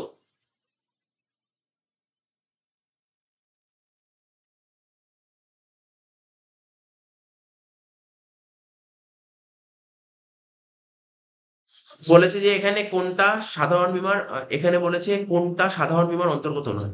এটা বলতে পারতো কোনটা সাধারণ বীমার অন্তর্গত, হয়তো হয়ে গেল। এটাই হওয়া উচিত ছিল, কোনটা সাধারণ বীমার অন্তর্গত। তাও তো হবে না। এই দেখ, যদি বলে সাধারণ বীমার অন্তর্গত কোনটা, অগ্নি বীমা, নৌ বীমা, এটা হচ্ছে সাধারণ বীমার অন্তর্গত। ঠিক আছে, সাধারণ বীমার অন্তর্গত এই দুটো। আর কোনটা সাধারণ বীমার অন্তর্গত নয়, জীবন বীমা তো সাধারণ বীমার মধ্যে পড়ে না। আর হচ্ছে স্বাস্থ্য বীমা, ঠিক আছে, এটাও তো সাধারণ বীমার মধ্যে পড়ে না। ঠিক আছে, তো কোশ্চেনটা একটু ভুল আছে। হ্যাঁ, এটা স্বাস্থ্য বীমা, চিকিৎসা বীমা। এখানে কি বললে বুঝলি, কোশ্চেনটা একটু ঠিক নেই। ঠিক আছে তো? নাহলে এরকম কোশ্চেন হতে পারতো, এখানে এটা বলতে পারতো নিচের কোনটি সামাজিক বীমার, নিচের কোনটি সামাজিক বীমা। যদি বলতে এখানে নিচের কোনটি সামাজিক বীমা, তাহলে স্বাস্থ্য বীমা, তাই না? তো কোশ্চেনটা একটু ঠিক নেই। কোশ্চেনটা বলতে এই জন্য বলে এই চারটা পড়ে রাখবি, তাহলে বেটার হয়ে যাবে। এখানে কোশ্চেনটা বলেছে এর মধ্যে কোনটা সাধারণ বীমার অন্তর্গত নয়। দেখ, জীবন বীমা সাধারণ বীমার মধ্যে পড়ে, ঠিক আছে। অগ্নি বীমা, অগ্নি বীমা তো সাধারণ বীমার মধ্যে পড়ে। নৌ বীমা, ওটাও তো সাধারণ বীমার মধ্যে পড়ে। কিন্তু স্বাস্থ্য বীমা বা সাধারণ বীমার মধ্যে পড়ে না। তাহলে সাধারণ বীমার অন্তর্গত নয় কোনটা, কারেক্ট অ্যান্সার হবে এটাও নয়, এটাও নয়, দুটোই কারেক্ট লাগলো আমার। নিচের কোনটি ক্ষতিপূরণের চুক্তি নয়? ক্ষতিপূরণের চুক্তি কোনটা বলতে পারি? ক্ষতিপূরণের চুক্তি কোনটা? অগ্নি বীমা হচ্ছে ক্ষতিপূরণের চুক্তি, নৌ বীমা হচ্ছে ক্ষতিপূরণের চুক্তি, ঠিক আছে। স্বাস্থ্য বীমা এটাও কিন্তু ক্ষতিপূরণের চুক্তি, কিন্তু জীবন বীমা তো ক্ষতিপূরণের চুক্তি নয়, ওটা কি নিশ্চয়তার চুক্তি। আচ্ছা, কর্মচারী রাজ্য বীমা কি ধরনের বীমা? সামাজিক বীমা, আগেই বলেছি। নিচের কোনটি নিশ্চয়তার বীমা? জীবন বীমা। যখন একটি বীমা চুক্তির, যখন একটি বীমা চুক্তির দ্বারা বিভিন্ন জায়গায় অবস্থিত সম্পত্তির বীমা করা হয়, তখন তাকে কি বীমা বলে?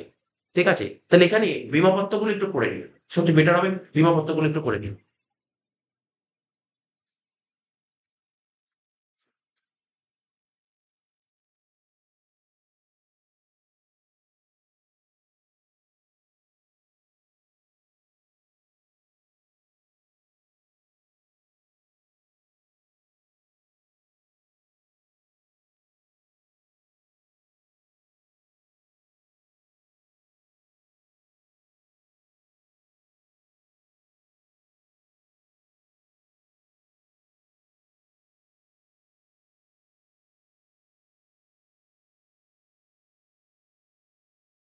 বীমা পত্রগুলো খোঁজ, ইন্স্যুরেন্স পলিসি।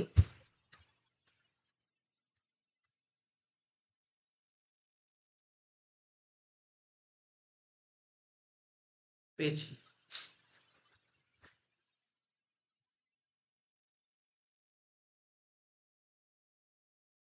পেজ নাম্বার 168 পাতা চলে, 168 পাতা, 168 পাতায় চলে, 168।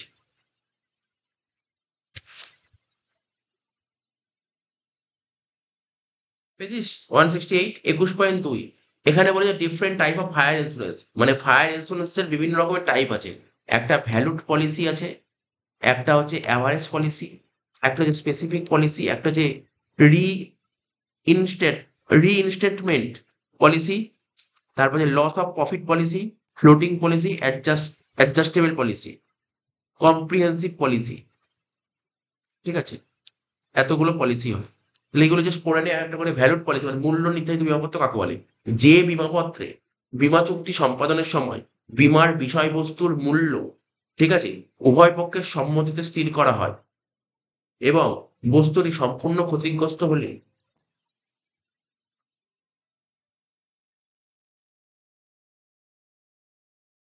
এবং বস্তুটি সম্পূর্ণ ক্ষতিগ্রস্ত হলে তবে বীমাপত্রে উল্লিখিত মূল্যই বীমাকারী প্রদান করে, তাকে মূল্য নির্ধারিত বীমাপত্র বলে। কি বলেছে একটু বুঝে নে ভালো করে। বলছে যে বীমাপত্র, মানে বীমাপত্র মানে কি ইংরেজি বলে ইন্স্যুরেন্স পলিসি, যে ইন্স্যুরেন্স, যে একটা পলিসি করে সেই পলিসিতে যখন তোর চুক্তিটা হবে, পলিসিতে যখন চুক্তিটা হবে, সেই চুক্তিটা করার সময় বীমার বিষয়বস্তুর মূল্য লেখা থাকবে। বীমার বিষয়বস্তুর মূল্যটা উভয় পক্ষের মধ্যে ঠিক হবে, দুটো পার্টির মধ্যে ঠিক হবে। এবং যদি ক্ষতিগ্রস্ত হয় তাহলেই বিমাপত্রে উল্লিখিত মূল্যই বিমাকারী প্রদান করে। যদি ক্ষতি হয় তাহলেই প্রদান করবে, নাহলে প্রদান করবে না। এরকম বিমাকে বলা হয় ভ্যালুড পলিসি। অ্যাভারেজ পলিসি কাকে বলে? বিমাপত্রে এরূপ ধারার উল্লেখ থাকলে বিমাকৃত মূল্য এবং প্রকৃত মূল্যের আনুপাতিক হারে ক্ষতিপূরণ দেওয়া হয়। যেমন কি হয়? আজকে তোর গোডাউনে আগুন লেগে গেছে। সাপোজ ধর গোডাউনে আগুন লেগে গেছে, ধর ১০,০০,০০০ টাকার পোস্ট আগুন লেগে গেছে, তো ১০,০০,০০০ টাকাই দেবে। হ্যাঁ, ১০,০০,০০০ টাকার আগুন লাগলে ১০,০০,০০০ টাকাই দেবে না। ওরা আগে শোন না, কথা বলিস, শোন।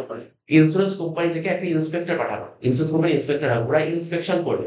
ইন্সপেকশন করে দেখবে আদৌ যে আগুন তুই ইচ্ছা করে নিজে থেকে লাগিয়েছিস। ঠিক আছে? আগুন কি তুই নিজে থেকে লাগিয়েছিস ক্ষতিপূরণ নেওয়ার জন্য? ক্ষতিপূরণ নেওয়ার জন্য তুই নিজে থেকে লাগিয়েছিস? তো ওরা সমস্ত কারণ বিশ্লেষণ করে দেখবে। ওরা কারণ বিশ্লেষণ করে দেখবে। যদি বিশ্লেষণ করে প্রকৃত কারণ খুঁজে পায় যে না, ওর কোনো দোষ নেই, ও এমনি আগুন লেগে গেছে। আগুন লাগার পর তুই কি কোনো পর্যাপ্ত ব্যবস্থা নিয়েছিস? পর্যাপ্ত ব্যবস্থা মানে আগুন লাগার সঙ্গে, সঙ্গে তোকে কোথায় ফোন করতে হবে? ফায়ার ব্রিগেডকে ফোন করতে হবে। ফায়ার ব্রিগেডকে ফোন করেছিস? ও এসছে টাইম মতন? আগুন নেভানোর চেষ্টা করেছিস? এইগুলো সমস্ত জিনিস দেখবে। তারপর ও সমস্ত চিন্তা ভাবনা করে না, ঠিক আছে, ও পলিসির মানে ওর ক্লেম পাওয়ার যোগ্য, তখন ক্লেম দেবে। ও পুরো ক্লেম দেয় না। পুরো ক্লেম দেয় না। ঠিক আছে? ম্যাক্সিমাম ১০,০০,০০০ টাকা ক্ষতি হলে ম্যাক্সিমাম কত পাবে? ম্যাক্সিমাম ১০,০০,০০০ টাকা পাবে বা তার কম। কোনদিন তো বেশি তো পাবে। ১০,০০,০০০ পাবে বা ১০,০০,০০০ এর কম। এখানে বলেছে দেখ, এখানে দেখ একটা অঙ্কের মাধ্যমে বুঝিয়েছে। বলে মনে করা যাক কোনো সম্পত্তির প্রকৃত মূল্য, কোনো একটা অ্যাসেটের প্রকৃত মূল্য ৫০,০০০ টাকা। আর তোর বীমা নেওয়া হয়েছিল কত? ভালো করে শোন, তুই বীমাই নিয়েছিলি ২৫,০০০ টাকা। তোর অ্যাসেট আছে, তোর গোডাউনে মাল আছে ৫০,০০০ টাকা। তুই ইন্স্যুরেন্স নিয়েছিলি ২৫,০০০ টাকা। তোর মনে হয় ৫০,০০০ টাকা ক্ষতি হলে ৫০,০০০ টাকা দেবে? তো ম্যাক্সিমাম ২৫ই দেবে, তার বেশি কি করে দেবে? বলছে প্রকৃত ক্ষতির পরিমাণ ১০,০০০ টাকা। প্রকৃত ক্ষতি হয়েছে ১০,০০০ টাকা। এরূপ অবস্থায় বীমাকারীর কাছে কত টাকা ক্ষতিপূরণ পাবে? দেখ, ও কত টাকার পলিসি নিয়েছিল? ২৫,০০০ টাকা। ৫০,০০০ টাকার মধ্যে ২৫,০০০ টাকার পলিসি নিয়েছিল। মানে ও ২৫,০০০ টাকার পলিসি নিল, ৫০,০০০ টাকার অ্যাসেটের এগেইনস্টে ২৫,০০০ টাকার পলিসি নিয়ে দিলে। একে কত? ২৫/৫০। তাহলে ওর ক্ষতি হয়েছে কত? ১০,০০০। ১০,০০০ এ কত পাবে? ৫,০০০ টাকা। ওকে ৫,০০০ টাকা, বুঝতে পারলি তো? ৫,০০০ টাকা দেবে। কারণ ও তো পুরো পলিসি নেয়নি। ও যদি ধর, সাপোজ ধর ওর অ্যাসেট ছিল ৫০, ও যদি ৫০,০০০ টাকার পলিসিই নিত, তাহলে ১০,০০০ টাকায় পেয়ে যেত। এটাই বলেছে। এখানে বলছে বীমাপত্রে এরূপ ধারার উল্লেখ থাকলে বীমাকৃত মূল্য এবং প্রকৃত মূল্যের মধ্যে আনুপাতিক হারে ক্ষতিপূরণ নিতে হবে। আনুপাতিক হারে। এটা আমরা যখন এরপরে যখন কলেজে যখন উঠবি, এই যে এভারেজ পলিসি আছে না, এর উপর একটা চ্যাপ্টার আছে, বুঝলি? অ্যাকাউন্টস একটা চ্যাপ্টার আছে। ইন্স্যুরেন্স ক্লেম বলে একটা চ্যাপ্টার আছে। ঠিক আছে তো? ইন্স্যুরেন্স ক্লেম কি হয় বলতো? ওই চ্যাপ্টারে কি শিখবি বলতো? গোডাউনে আগুন লেগে যাবে শুধু। আগুন লেগে গেলে তুই ইন্স্যুরেন্স কোম্পানিকে কত টাকা ক্লেম করবি? এই নিয়ে চ্যাপ্টার। গোডাউনে আগুন লেগে যাবে, তুই ইন্স্যুরেন্স কোম্পানির কাছে টাকা চাইবি, ক্লেম করবি, ক্লেম করবি। বলছে আমার ক্লেম দাও, ক্লেম দাও। কত টাকা ক্লেম করতে হবে? সেই নিয়ে একটা চ্যাপ্টার। ঠিক আছে? এতো তো এক লাইনে লেখা, ওটা তো একটা বড় চ্যাপ্টার। বিশাল বড় চ্যাপ্টার। ঠিক আছে? তারপর বলছে কি? নির্দিষ্ট মূল্যের বীমাপত্র, স্পেসিফিক পলিসি। উদাহরণ দেখ, মনে করা যাক কোনো সম্পত্তির মূল্য ৪০,০০০ টাকা। মনে করা যাক কোনো সম্পত্তির মূল্য ৪০,০০০ টাকা। ঠিক আছে তো? কিন্তু বীমা করা আছে ২৫,০০০ টাকা। অগ্নিসংযোগে সেই সম্পত্তির ২০,০০০ টাকার ক্ষতি হলো। ঠিক আছে তো? তাহলে বীমাকারী ২০,০০০ টাকা দিতে বাধ্য থাকবে। ঠিক আছে? কিন্তু ক্ষতির পরিমাণ ৩০,০০০ টাকা হলে বীমাকারী সর্বোচ্চ ২৫,০০০ টাকা দিতে বাধ্য থাকবে। ঠিক আছে? তার বেশি সে টাকা দেবে না। জিনিসটা বোঝার চেষ্টা কর। ধর একটা তোর একটা অ্যাসেট আছে, অ্যাসেটের মূল্য হচ্ছে ৪০,০০০। যেই অ্যাসেটের তুই বীমা করছিস, ইন্স্যুরেন্স ক্লেম, তার মূল্য হচ্ছে ৪০,০০০ টাকা। কিন্তু বীমা করা আছে, ইন্স্যুরেন্স করা আছে কত? ২৫,০০০। তোর ধর একটা অ্যাসেট আছে ৪০,০০০ টাকা। ৪০,০০০ টাকার অ্যাসেট আছে। ঠিক আছে? কিন্তু তুই বীমা করেছিস কত? মনে কর না তোর গোডাউন। গোডাউনে ধর যা সম্পত্তি আছে, গোডাউনে যে গুডস গুলো আছে, স্টক আছে, ৪০,০০০ টাকার স্টক আছে। তুই তার মধ্যে ২৫,০০০ টাকার ইন্স্যুরেন্স পুরো করেছিস। ২৫,০০০ টাকার ইন্স্যুরেন্স করেছিস।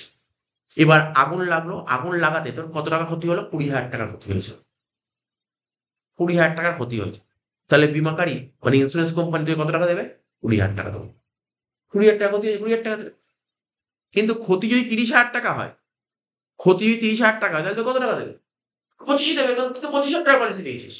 তো ২৫ এর বেশি তো দেবে না। ঠিক আছে তো? তাই এখানে বলছে সম্পত্তির প্রকৃত মূল্য যাই হোক না কেন, বীমাকারী যে বীমাপত্রের মাধ্যমে একটি নির্দিষ্ট পরিমাণ টাকার অঙ্ক ক্ষতিপূরণ হিসেবে দেয়ার জন্য দায়ী গ্রহণ করে, তাকে নির্দিষ্ট মূল্যের বীমাপত্র বলে। এটাকে আগেরটার সঙ্গে এটার একটু ডিফারেন্স আছে। আগেরটা ঐকিক নিয়ম করে করতে হলো, এটা ঐকিক নিয়ম করতে হলো না। আগেরটাকে বলে এভারেজ পলিসি, আর এটাকে বলে জেনারেল পলিসি। আগেরটাকে এভারেজ পলিসি, এটা স্পেসিফিক মানে জেনারেল পলিসি। যে রি ইনস্টেটমেন্ট পলিসি বলছে এই বিমাপত্রের ক্ষেত্রে বিমাকৃত বিষয়বস্তু ক্ষতিগ্রস্ত হলে, ঠিক আছে তো, বিমাকারী ক্ষতিগ্রস্ত সম্পত্তির জন্য নগদ অর্থ প্রদান না করে, ঠিক আছে, তার পরিবর্তে ঐরূপ বস্তু প্রতিস্থাপন করে দেবে। তার মানে কি, ও কিন্তু টাকা পয়সা দেবে না, বস্তু দেবে। ক্ষতি হয়েছে, এখানে কি ভালো করে শোন, এই বিমাপত্রের ক্ষেত্রে বিমাকৃত বিষয়বস্তু ক্ষতিগ্রস্ত হলে বিমাকারী ক্ষতিগ্রস্ত সম্পত্তির জন্য যতটা সম্পত্তি ক্ষতি হলো তার জন্য নগদ টাকা প্রদান না করে তার পরিবর্তে কি দেয়, কোনো একটা বস্তু দিয়ে দেবে। এরকমই ওদের সাথে চুক্তি হয়েছিল, বেশি খারাপ হচ্ছে বেশি দিয়ে দিল। হ্যাঁ,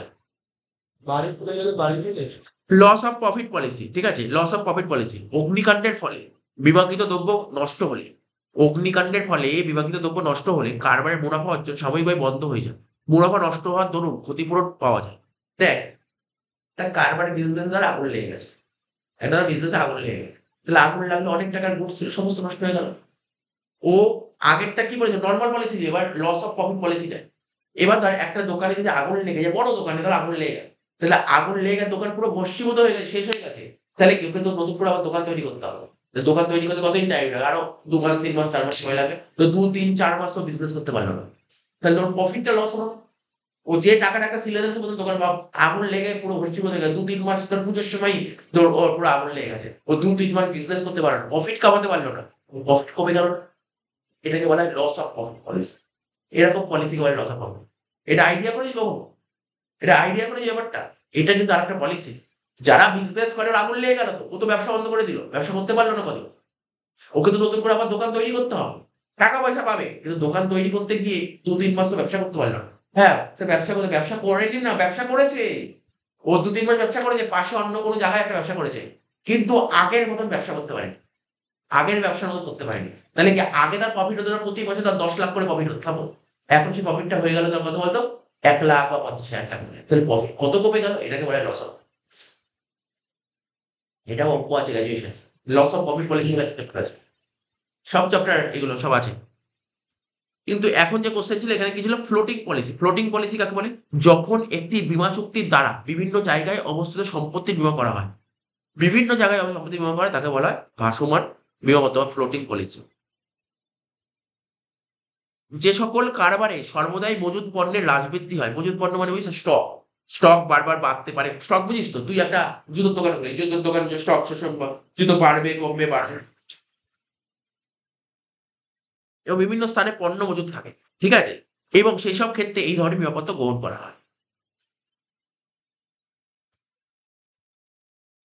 আর দুটো পয়েন্ট আছে, অ্যাডজাস্টেবল পলিসি, অনেক সময় বীমা গ্রাহক বেশি মাসুল প্রদান করে থাকে, মানে বেশি প্রিমিয়াম দেয়, যে ইন্স্যুরেন্স নেয় সে অনেক সময় বেশি বেশি করে প্রিমিয়াম দেয়, কিন্তু পরবর্তীকালে তার সামঞ্জস্য করে নেওয়া হয়,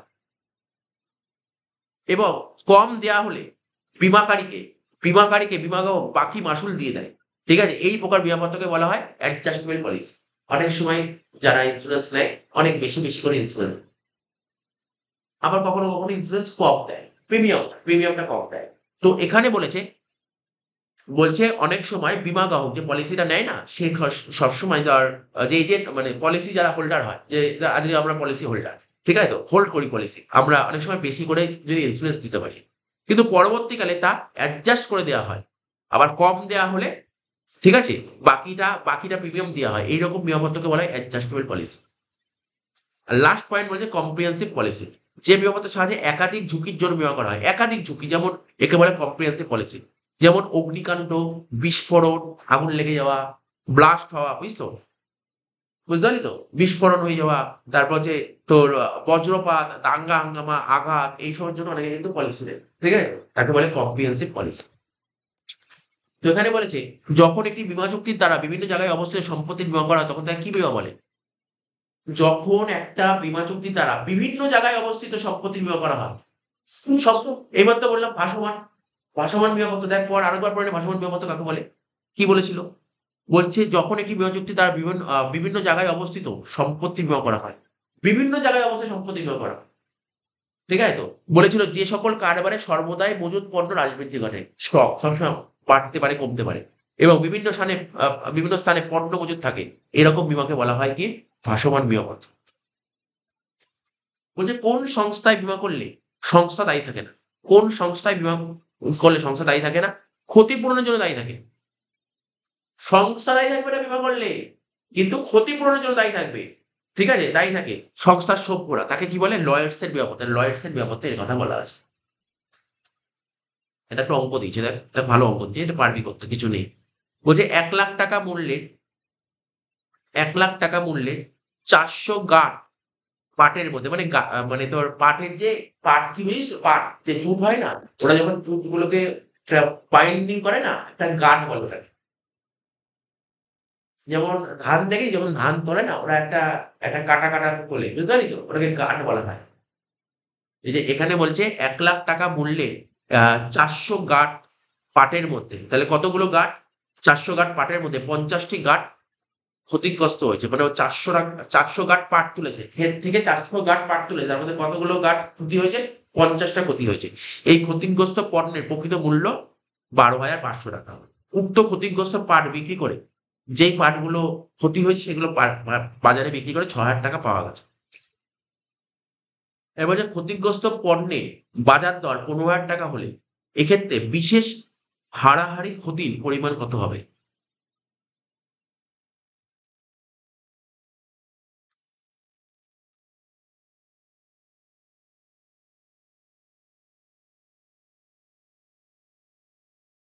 বাংলাটাতে বুঝতে অসুবিধা হচ্ছে, দাঁড়া।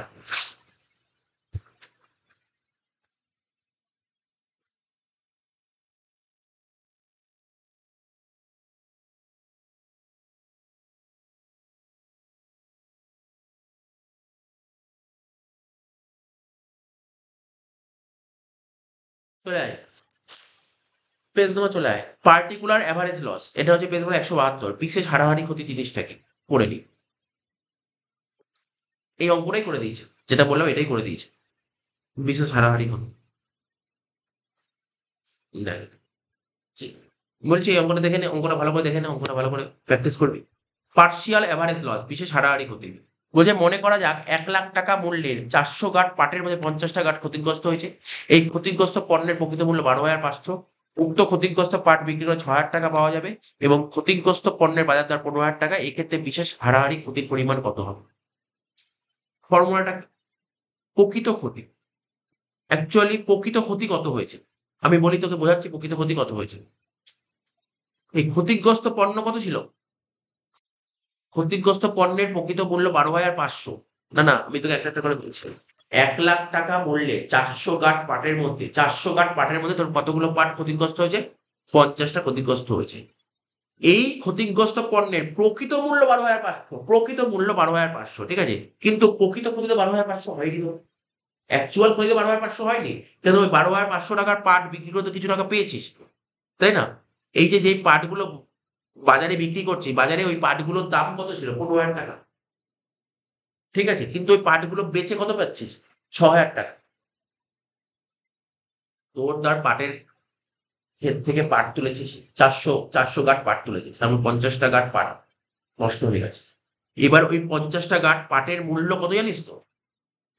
ওই 50টা গাঁটের মূল্য, মানে তোর হিসাবে মূল্য হচ্ছে 12,500, কিন্তু ওই 50টা গাঁটের, ওই 50টা গাঁটের পাট মার্কেটে দাম কত? তোর হিসাবে 12,500, কিন্তু মার্কেটে দাম 15,000 টাকা। মার্কেটে ওর দাম 15,000 টাকা, ঠিক আছে তো, কিন্তু মার্কেটে ওই পাটগুলো নষ্ট হয়ে গেছে, ওই নষ্ট পাট মার্কেটে বিক্রি করে নিশ্চয়ই 15,000 টাকা পাবি না? তুই কত টাকা পেয়েছিস স্যার? তাহলে 15,000 টাকা না পেলে আমার হিসেবে দাম 12,500, এই দামটা পাবো? ওই দামটাও তোকে দেয়নি, এতটাই নষ্ট হয়ে গেছে, 6,000 টাকা পেয়েছিস। তাহলে তোর লস কত হচ্ছে? বুঝতে পারছিস তো? এখানে দেখ কি করে করেছে, প্রকৃত ক্ষতি বলছে। প্রকৃত ক্ষতি কি করে বের করতে হয়? বাজার মূল্য থেকে আদায়যোগ্য মূল্য বাদ। বাজার মূল্য কত? বাজারে দাম কত? 15,000 টাকা। আর আদায় করেছিস কত? 6,000 টাকা। তাহলে তোর প্রকৃত ক্ষতি কত হল? 9,000 টাকা। ঠিক আছে, ইন্টু ক্ষতিগ্রস্ত পণ্যের প্রকৃত মূল্য। ক্ষতিগ্রস্ত পণ্যের প্রকৃত মূল্য কত? 12,500। ডিভাইডেড বাই ক্ষতিগ্রস্ত পণ্যের বাজার মূল্য কত? 15,000 টাকা। ঠিক আছে, তো করে যেটা বেরোবে সেটা হচ্ছে অ্যান্সার। জাস্ট এই ফর্মুলাটা তোকে ফর্মুলা মুখস্থ রাখতে হবে। বিশেষ হারাহারি ক্ষতির ফর্মুলা কি বললাম বল? প্রকৃত ক্ষতি, কি বললাম বল? প্রকৃত ক্ষতি ইন্টু ক্ষতিগ্রস্ত পণ্যের প্রকৃত মূল্য।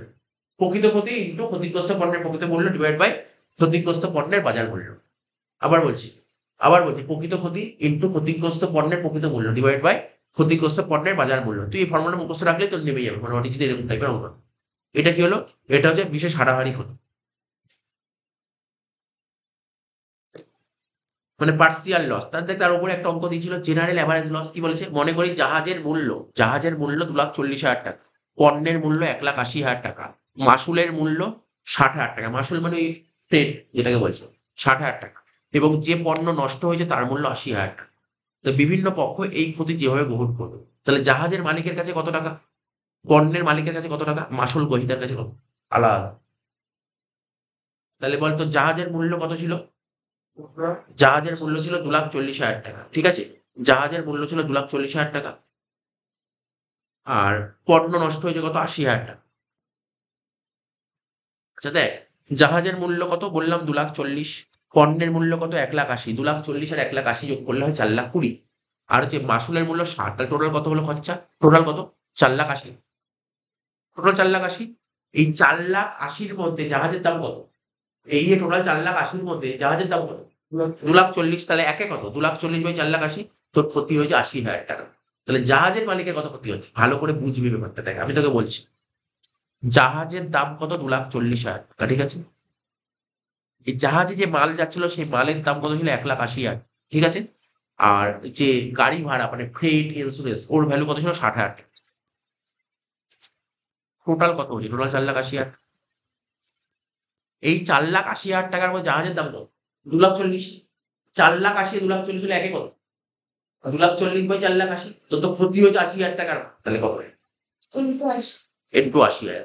বোঝা গেল? একই রকম ভাবে তুই পণ্যের মালিক কত হবে, পণ্যের মালিক মানে পণ্যের মূল্য 1,80,000 বাই 4,80,000 ইন্টু 80,000, আর মাসুল গ্রহীতা 60,000 বাই 4,80,000 ইন্টু 80,000, 10,000। এটা হলো সম্পূর্ণ ক্ষতি, জেনারেল অ্যাভারেজ লস। একটা জেনারেল বললাম আর একটা পার্সিয়াল বললাম। 50 নম্বর কোশ্চেনের অ্যান্সার তো হয়ে গেল।